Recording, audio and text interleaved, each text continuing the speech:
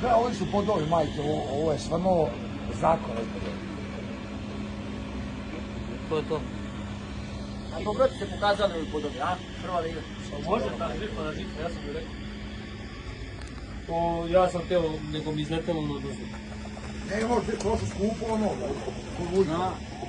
Mnogo skupo. prvo, što je skupo, što te daju cijevi isto okolo, bi spustio ti one ramove da napraviš. Čuvala majka, ovo je, mislim, ti nije mi to... I ti kad ideš malo po ramu na to... Ne, ideš. dobre idemo. Nema male površine.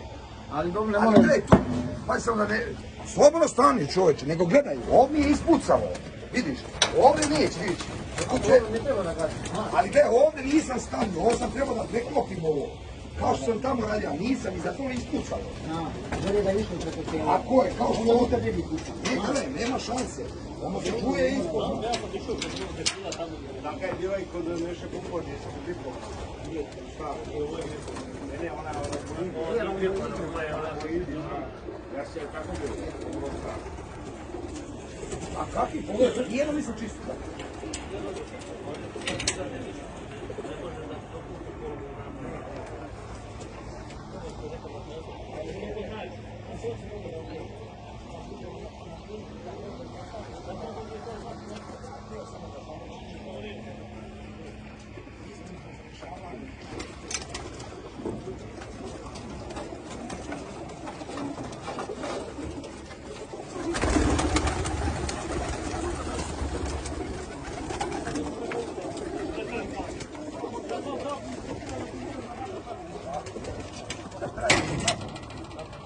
Ja ova vrata zatvorim, otvorim i upućim.